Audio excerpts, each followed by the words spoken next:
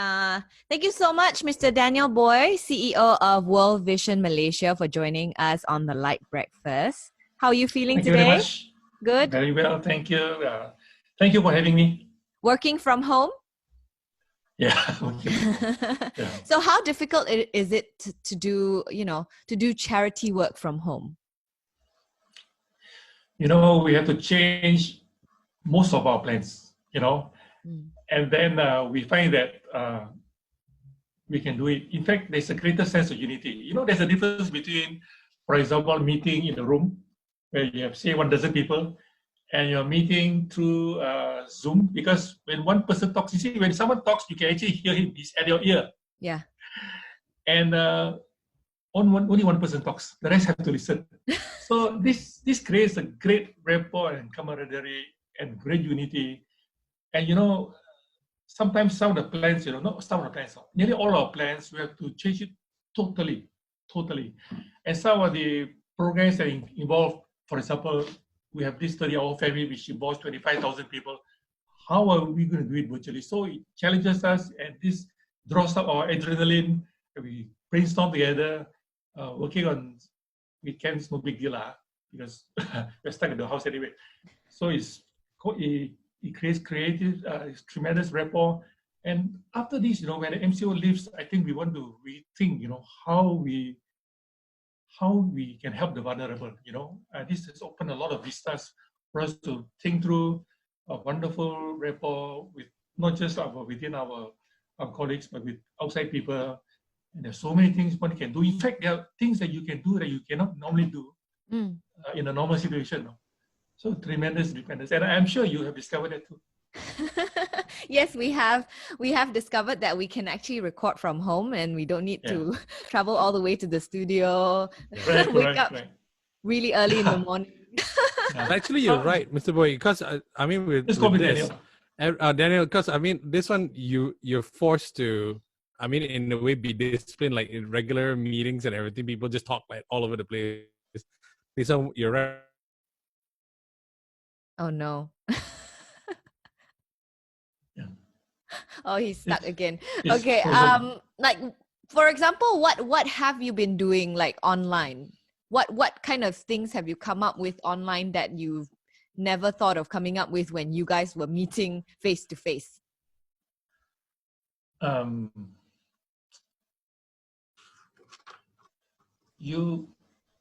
Because as I said, psychologically, you hear them about 1 mm away, and you listen really closely. And then as you listen, you think through. You're not distracted by, that guy scratching his face, and you know what I mean? Yeah. So, and then we really look at the agenda. You really stick to it. And then the fact that of this MCO thing, it changes the way we eat, work. So it is really adrenaline pumping. And now we work for the vulnerable, and then we have time to think through, because driving to and fro work, you already say 2 hours. So you really have time to think through. And then also we find that people, Malaysians are very generous, not just with the money, with the time and the efforts. And for example, we have outside partners who want to work with us in external events. Now they're very willing to work with us virtually, and then somehow, because it's new, people put in more effort. And it's a tremendous sense of unity with our partners, with the Malaysian public, is tremendous. That's why I think, in fact, everybody thinks that from now onwards, not just business, not just NGO work, life will never be the same. Yes. We have all of us to rethink our strategy, both long-term and short-term, and it's give us tremendous impetus. Yeah. Now, I'm sure World Vision, they work closely with the migrant and refugee community as well. How has this whole pandemic and the MCO affected them? Well, first of all, before I go to that, I will say that World Vision, we work with the vulnerable. Vulnerable, we include the most vulnerable, generally the children, but they are the poorest of poor. And poverty doesn't mean no money. Poverty means there are so many occasions where, so many situations where the social fabric of society entangles them, and constrains them from doing what they want to do. So that's something we also advocate for. So now, amongst those who are vulnerable, of course, we include migrants and the refugee community. Now, in the context of Malaysia, one thing for sure, with the MCO, you see, these people in Malay, they say, kais pagi, makan pagi. And some people, kais jam, makan jam, Yeah. So now, they are daily wage earners, daily wage earners. And some of them, they work based on a project base. And when they're locked down for, say, 1.5 months, 2 months, means you have no money. Yeah. And basically, people need basic cash to buy basic necessities, basic food supplies and toiletries. So this has a toll on their daily living. And these people, they have families. Some of them here, some of them overseas. They need to support them. And not only that, the challenges are not just cash and food and toiletries and hygiene. It's the emotional and psychological challenges. And sometimes that is worse.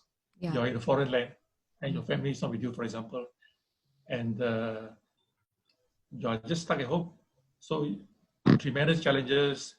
And after the MCO, I hope that this aspect of their vulnerability, people will be more aware, because many NGOs and government included, they look for areas of vulnerability that they already know.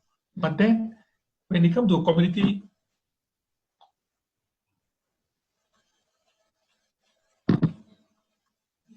they are already poor. Yeah. With the MCO, it is very, very difficult for them. very vulnerable. And that's the situation.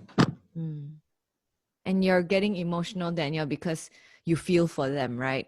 I like to say that. Yeah. I like to say that I have this long-term sinus problem. That's the official answer. That's the official answer. Okay. But you are trying to raise funds to help these vulnerable communities at this moment. Can you tell us a little bit more about that? Yeah, we work. You see, when helping the poor, and when I say poor, it's not just money. I say, in all aspects. And when we want to look at pockets of vulnerable communities, they're all over, from Perlis to Sabah, Kuantan to Klang. The philosophy of how we work is we don't give people what we think they want or what we think they need. You see, for 70 years, World Vision, we work on this philosophy of not just sustainability. That means we don't just give them what we think they want. We work in a community, we live with them, and they must something they want. It's something they want to change. Yeah. And they must understand that, hygiene is good for them. And then they do it. So we work with them so that they can work themselves out of poverty. You know what I mean? So education as well. Yeah. The education also, there are two aspects. One is telling them, 1 + 1 is 2. The other one is to make sure that they want to know. They want to know, I want to know what is 1 + 1. So this aspect of education, working with them, not for them, is a hallmark of our 70 years of work amongst the vulnerable. Yeah. Yeah. So what is World Vision doing to help these vulnerable communities at the moment? Is there a fundraising drive, or are you sending people out to educate these vulnerable communities? Okay, I was going to my other point, which you see, of course we do this kind of stuff, but the thing is, no institution can do it alone. Yeah. We work with everybody. We work with the government. We work with other partners. We work with individuals and volunteers. And for example, with the advent of this MCO, we are working with various parties. So far, we have brought masks and PPEs and basic food and stuff to about 1,000 people, children and families. We identify which are the vulnerable areas that we we bring help to them. For example, in Sabah, we work with a manufacturer. We work with various people. We brought 25,000 face masks to two clinic kesihatan in Sabah. And this place in Sabah, in this place called Suk in Nabawan. I'm not sure whether you heard of this. You have to travel 3 hours from KK to one place called Suk, and from there you travel another 2 hours. So we bring to these very rural clinics 100 liters of hand sanitizers, 25,000 masks. We also work with communities where there are children without parents, as in the parents may be there, but they're not with them. There are no guardians. We also work with partners to help them. And then also there are also communities, B40, who are Malaysians, and there's some of them are refugees. And when we do humanitarian, we don't look at we don't ask too many questions as to where they come from or whatever. The thing is, it's a need. Then we meet a need, and we work with various people. And so we have this fund, the COVID-19 appeal, and you can actually go to worldvision.com.my. worldvision.com.my. You can donate financially. Now, on top of that, there are also people in various communities where we also bring in education. What we do is we develop educational materials about, for example, what is social distancing, how to wash your hands, and things like that. And then we send to them through WhatsApp. We send to them. We also work with various people, also through social media. And this is learning because you cannot go to them physically. So, and these are very useful areas that we now like, Eureka, we can really use them. We know about them. But so we actually have sent out all these educational materials. So of course, it's not just giving money, but funds do help because you need funds to buy the basic food and whatnot. So worldvision.com.my. Yeah. Okay. Speaking about education, right? Like you were saying, these materials have been sent out to these vulnerable communities. Do you think they can understand these materials, or it will be better if there is someone there to teach them or tell them what to do, Now, like I said, especially children, right? Yeah. Okay, World Vision, there are three main pillars of our work, globally. Number one is community transformation. That means we don't just go and give you some food and that's it, So the thing is, our community transformation takes 10 to 15 years because it takes a long time to change behavior. And like I said, we don't give you what we think you need. We get you to work, to do it yourselves, to be convinced that, and then you work yourself out of poverty, and we give you the skills and things like that. So there's community transformation, which we do all over the world, including in Malaysia. And number two thing we do is crisis relief. There's a tsunami somewhere, earthquake, then we are there, That one we also do globally. The third thing we do is advocacy. This is very important because sometimes you can have all the skills, but then because the societal structures are such that you're entangled, you just can't break free. So there's a need to give a voice to those who don't have a voice.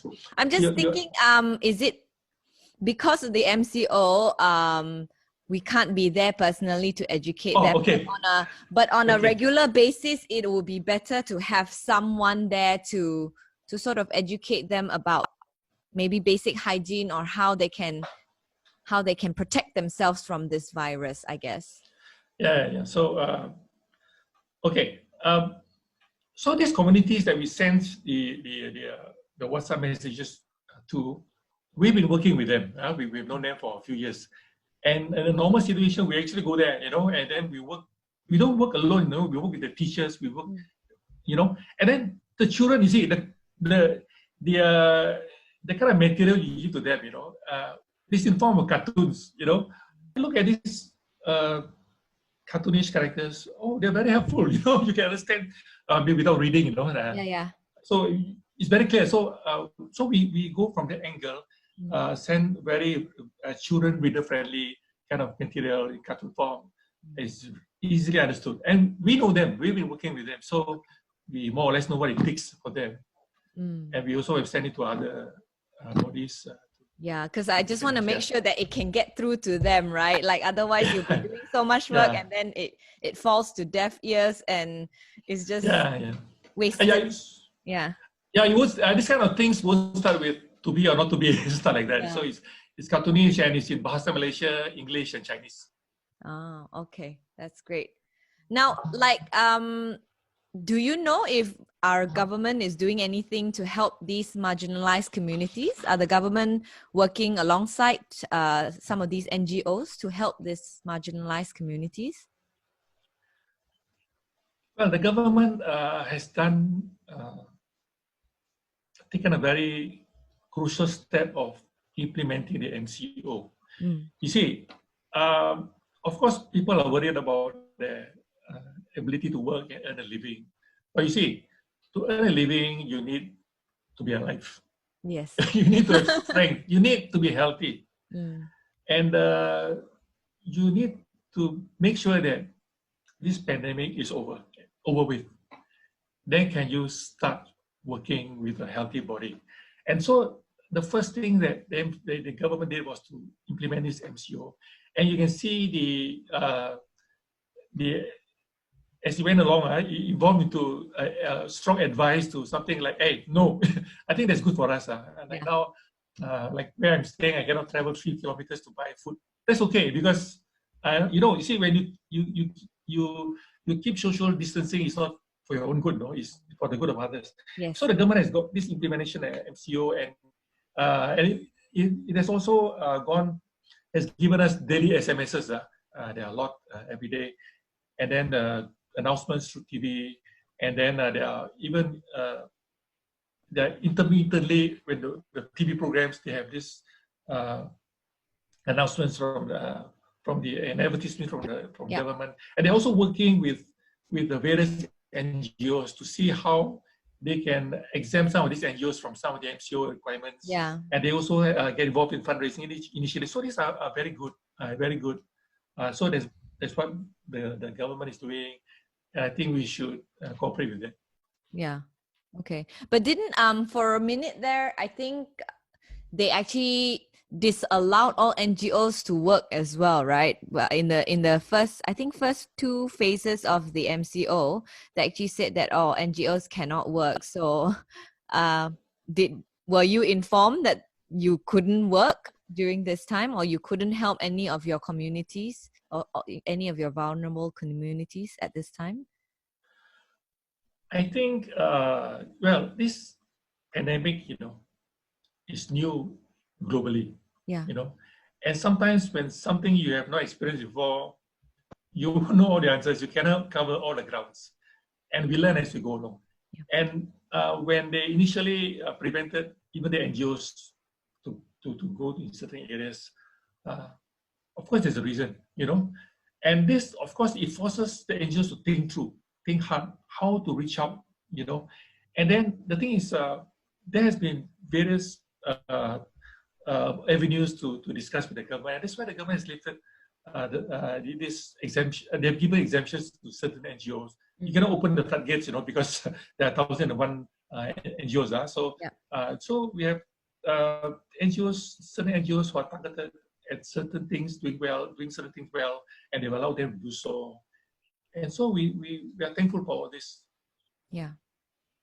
But how about us as Malaysians? How can we help these marginalized communities or the vulnerable communities in this trying time? Like, especially if we ourselves maybe won't have a job anymore come when the MCO is lifted.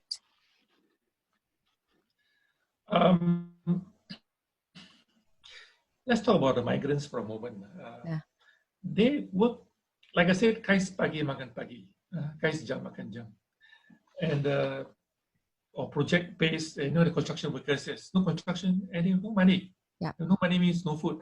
Now, they actually depend on public donations and the assistance of NGOs, and it's been already 1.5 months. They've been depending on that. And then Malaysians, they are very generous. You see, of course, we understand, in times of economic recession, in times of difficulty, generally, there'll be less people with less money.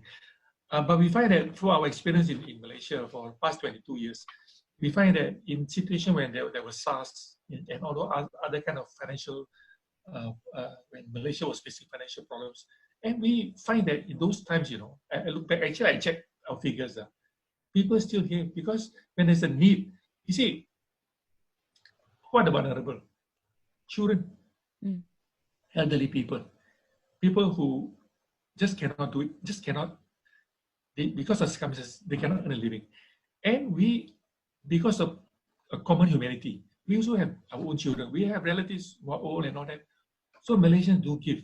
So that's number one, we can still give. Malaysia, relatively, whatever you may want to say, nobody is starving, people still give. Now, giving doesn't mean millions. Giving is something, so that's one, we can still give. Like for us, like I said, we can be one avenue, worldvision.com.my. But then besides that, we can also help by staying at home, because you're not helping yourself, you're helping others, in case you are, maybe you just got flu, but then you affect others who are already vulnerable health-wise, and they fall prey to common flu, for example. And then we also can do, and the phone is very useful. Everybody, whether you're B40 or otherwise, you have a mobile phone. I think is you can call up someone. They can call someone and talk to them. I'm sure many of us have families, but there are people who are not. They're single. They're alone. They cannot leave the house. And one phone call will really help. I said I have no spring chicken. So actually somebody actually offered to buy groceries for me. He was going to the supermarket. He's half my age, and he said, can I buy some groceries? And this is something we can do. I mean, even though your neighbors who really have a problem, for whatever reason, we can offer to buy groceries for them, or we pay for them, or whatever. So there are 1,001 things we can actually do to help the vulnerable. And when we talk about migrants, there are people who work with them, and funding is needed, and we can help them through this, Yeah. All right. Now, is there anything else that you would like to add? I remember there's this event, very big event organized by World Vision every year, which is the 30-hour family. 30-hour. Yeah, right. Is it still going to go on this year? Seeing that we need to, even after the MCO is lifted, we still need to have social distancing, and it's an event that a lot of people will be attending, isn't it? My answer is yes. it's a qualified yes. Qualified yes. Don't get frightened. I see 2 years ago we had 28 to 29,000 people taking part. Can you imagine 28 to 29,000 young people fasting 30 hours for the vulnerable children in some other country? I mean, it's a tremendous movement. One of the is a very, very encouraging movement. And this year last year we had 25,000 people, and this year we are also expecting 25,000 people. Now, we cannot have something that we used to do in the past, like gather 50,000 people in the stadium. We have to have a new normal now. Virtually. Yeah. So we hope the new normal will be the normal. But how do you engage 25,000 people virtually? Yeah. Wait for the next exciting episode. All right. Thank you so much, Daniel, for speaking to us today. And thank you so much for all the good work that World Vision has been doing. Continue on doing all these community work for our vulnerable people who are living here in Malaysia. Thank you so much.